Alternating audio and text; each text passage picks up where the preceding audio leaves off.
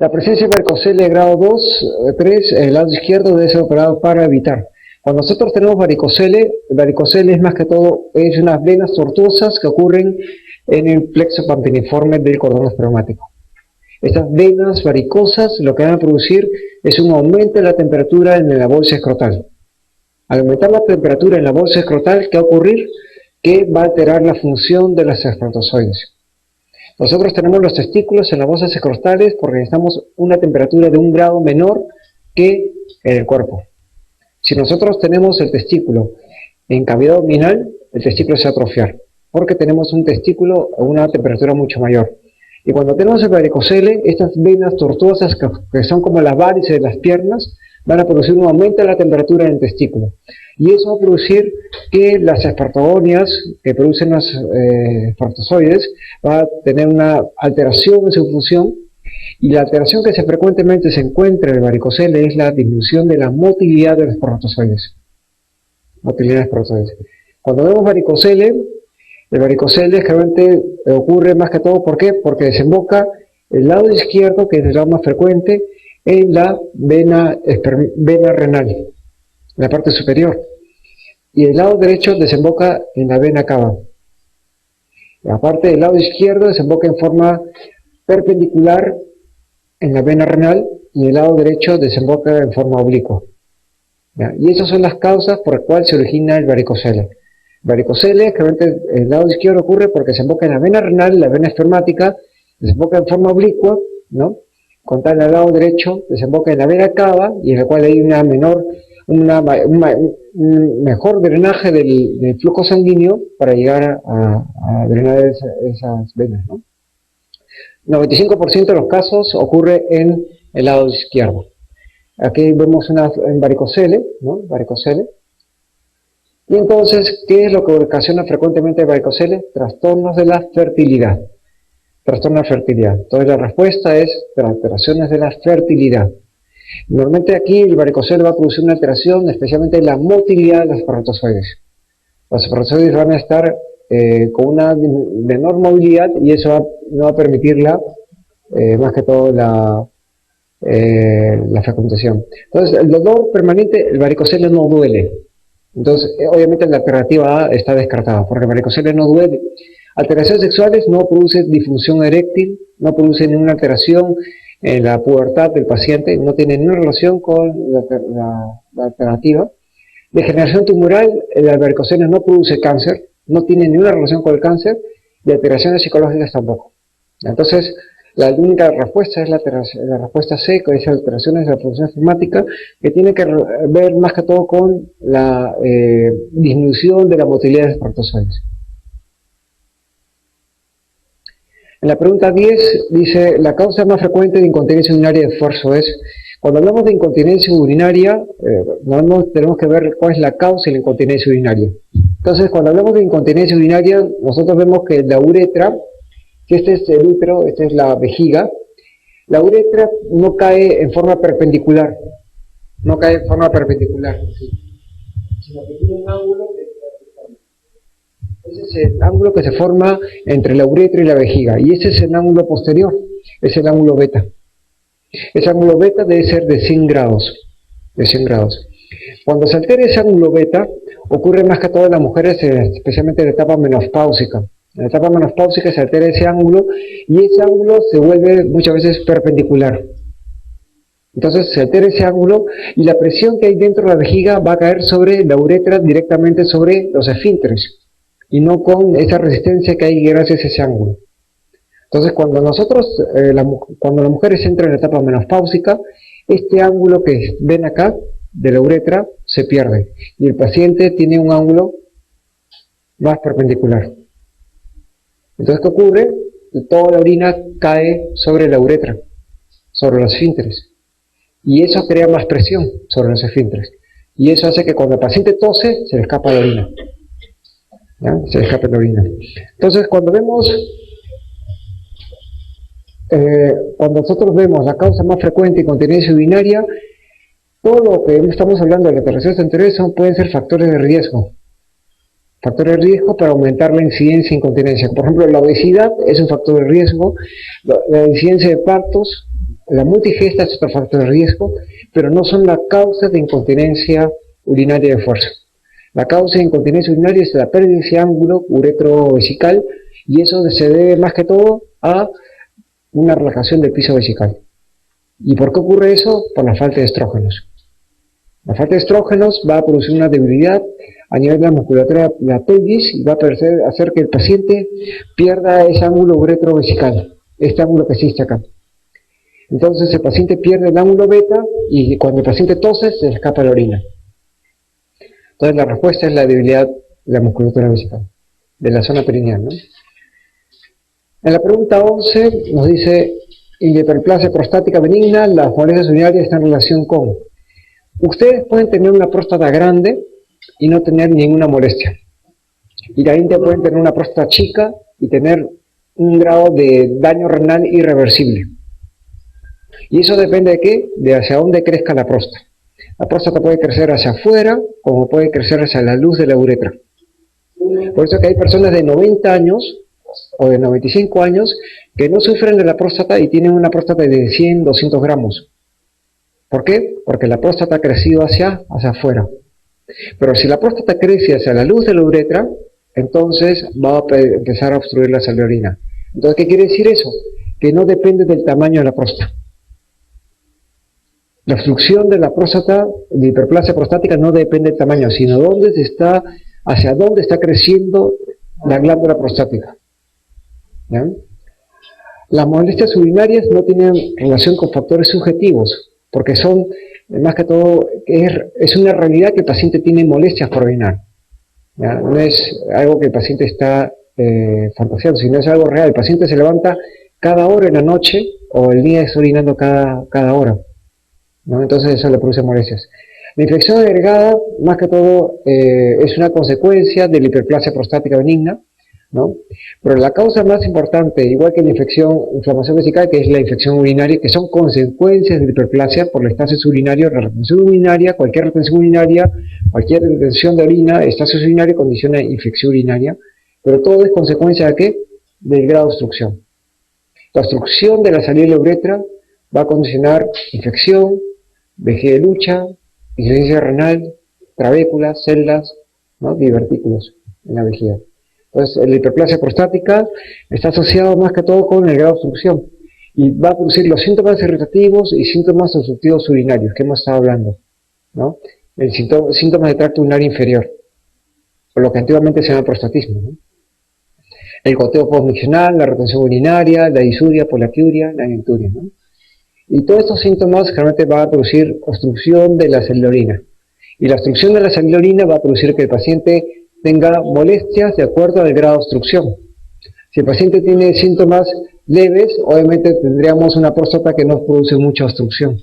Pero a medida que la próstata va creciendo hacia el centro, hacia la luz de la uretra, va a producir mayor obstrucción. Y ahí va a haber las mayor molestias urinarias en el paciente. ¿Bien?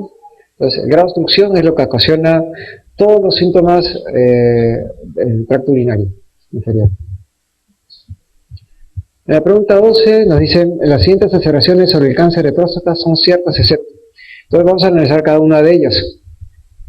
¿El adenocarcinoma es el tipo histológico más frecuente? La respuesta es verdadera. La respuesta es el 95% del cáncer de próstata es adenocarcinoma. ¿Ya? Y todo siempre, cuando hablamos del adenocarcinoma, vamos a hablar que la próstata se origina, el cáncer de próstata se origina en la zona periférica, que vamos a hablar después. La zona periférica es una parte de la próstata que va a originar el 70% del cáncer de próstata. ¿Ya? Y el tipo histológico es el adenocarcinoma. Entonces, cuando hablamos de la alternativa A, el adenocarcinoma es el tipo histológico más frecuente, obviamente es verdadero. Cuando hablamos de la alternativa B, dice, la ecografía prostática supone una técnica de elección en cribado de varones mayores de 5 años. ¿Qué quiere decir? Que nosotros vamos a decir que la ecografía nos sirve para hacer el screening de qué pacientes pueden tener cáncer. La ecografía solamente tiene un diagnóstico de un 50% para hacer el diagnóstico de cáncer. ¿Ya? ¿Y qué buscamos en la ecografía? Las imágenes hipoecogénicas. Son las zonas más negras. El tacto rectal tiene una sensibilidad de un 70%. Y la prueba de sangre que se llama PSA tiene una sensibilidad de un 70%. Pero el tacto rectal, conjuntamente con el PSA, tiene una sensibilidad de un 95%. Entonces, si el tacto rectal y el PSA tienen una sensibilidad del 95%, ya no necesitamos la ecografía. Entonces, esto es falso, porque para el screening de cáncer es tacto rectal y PSA. ¿Ya? PSA. La alternativa C dice, más de 50 nódulos detectados por el tracto urinario, tracto rectal, presentan biopsias positivas en carcinoma, ¿no? Entonces, obviamente, ¿por qué? Porque si nosotros detectamos por un nódulo en el tracto rectal, nuestra sensibilidad del tracto rectal es 70%. ¿Ya? Y entonces esta alternativa C es verdadera. La alternativa D dice, más del 50% de los pacientes presentan un estadio precoz o tardío del estadio C o D, el diagnóstico inicial. Quiere decir que la mayoría de los pacientes que encontramos en el consultorio son estadios avanzados. ¿Y eso es por qué? Porque la mayoría de los pacientes de tercera edad no se chequean. El chequeo de la próstata debe ser a partir de los 50 años, cuando el paciente no tiene ninguna molestia. Ahora tendrán que preguntarse cuántas personas de más de 50 años se chequean sin tener molestias. La mayoría de los pacientes vienen cuando ya tienen muchas molestias y es cuando ya están en estadios avanzados. Pues la mayoría de los diagnósticos se hacen tardíamente porque los pacientes no se chequean en forma anual, una vez por año. Entonces, esto es también verdadero. Y la alternativa E dice, los varones entre 40 y 60 años presentan mayor incidencia de enfermedad metastática en el momento del diagnóstico. Mientras más joven, mayor cantidad de metástasis, más agresivo el cáncer. Entonces, mientras un paciente se diagnostica el cáncer a los 50 años, es diferente que un paciente que se diagnostica el cáncer a los 80 años. Ya, el tiempo de duplicación del cáncer es de 420 días, o sea, quiere decir que tiene una evolución muy lenta. Y para pasar un estadio 1 a un estadio 4 del cáncer, puede demorar 15 a 20 años. Ya, pero mientras más joven es el paciente, más agresivo es el cáncer.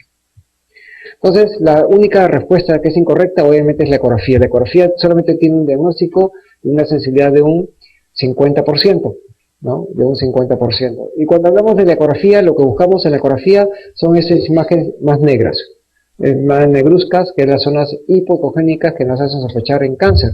Pero esas imágenes negras también se pueden ver en prostatitis, también se puede ver en hiperplasia prostática, también se puede ver en infartos prostáticos.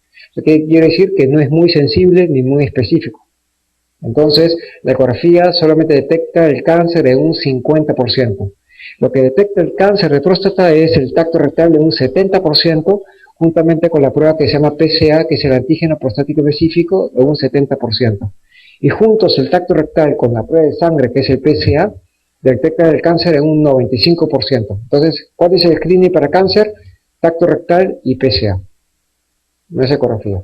¿Ya? En la pregunta 13 dice, paciente de 28 años de edad que nota que de hace un año, hace una semana, sin causa aparente, presenta una masa de testículo. Al examen físico nota que es una masa dependiente del testículo y hace una ecografía que se confirma con que hay una masa testicular sólida. ¿Cuál sería la actitud en este caso, en este momento, ¿no? O sea, cuando tenemos una masa o una ecografía, es suficiente el diagnóstico para hacer el diagnóstico del cáncer. Una ecografía que nos dice que hay una masa sólida en el testículo ya es suficiente para decir que el paciente tenga cáncer testicular. ¿Ya? Hasta que, más que todo, la patología la confirme. Entonces, cuando nosotros tenemos un paciente joven, los pacientes que tienen cáncer testicular son pacientes de 20 a 30 años. ¿Ya? 20 a 30 años. Y normalmente cuando tenemos un cáncer testicular, a diferencia del cáncer de próstata, el cáncer testicular tiene un tiempo de duplicación muy rápido. ¿Cuánto es el tiempo de duplicación? De 30 días. Entonces, si ustedes tienen un cáncer de testículo diagnosticado, nosotros, si tenemos el tamaño de un limón, el cáncer testicular, si esperan un mes, va a ser la siguiente vez el tamaño de una mandarina. Y si esperan otro mes, el tamaño de un mango. Y si esperan otro mes, va a ser el tamaño de una sandía. Así como crece el testículo, también va a crecer la posibilidad de mayor metástasis. Entonces, el cáncer testicular es una emergencia. No se puede dejar una observación, porque el tiempo de ubicación es muy rápido. Entonces, cuando hablamos de las alternativas que tenemos, digamos, la alternativa dice, es un cuadro benigno, y si nosotros pensamos que es un cuadro benigno, ¿qué hacemos? Lo dejamos a observación. ¿Y qué hacemos ahí? Hacemos que el cáncer se incremente, ¿no? Se pueda duplicar, pueda producir mayor cantidad de metástasis, y es muy agresivo el cáncer. Si hacemos una punción aspiración con aguja fina, si nosotros aspiramos el testículo, va a ocurrir esto. Este es el cáncer testicular, aquí está ahí un testículo normal y aquí está el tumor, ¿no? Y si nosotros hacemos una punción de testículo por vía escrotal, nosotros tenemos 4 fases de estadios en el cáncer testicular, estadio TNM. Estadio T1 y T2, el tumor está limitado dentro del testículo. Estadio 3, cuando el tumor está en el cordón espermático, y estadio 4, cuando el tumor está en el escroto, invade el escroto. Si nosotros hacemos una biopsia por vía escrotal con una aguja de punción aspiración, vamos a pasar en un paciente en un estadio T1 o T2 a T4. Razón por la cual está contraindicado hacer una punción aspiración de la masa testicular por vía escrotal. Totalmente contraindicado. Entonces la respuesta aquí, hacer una biopsia por punción aspiración, obviamente esto es falso. Biopsia transescrotal también es falso, porque ya hemos dicho que lo podemos diseminar el tumor de un estadio 1 o 2 a un estadio 4, y es de peor pronóstico en el paciente. Si nosotros sabemos que el estadio 4 es compromiso de la vía escrotal, entonces tampoco podemos comprometer la vía escrotal. Si nosotros comprometemos la vía escrotal, ¿qué va a suceder? Invadimos el cáncer en un estadio 2 a 4, pasamos a estadio 4 y la cual hace peor pronóstico. Siempre el abordaje de un cáncer testicular es por vía inguinal. Entonces eso se llama la orquiectomía radical.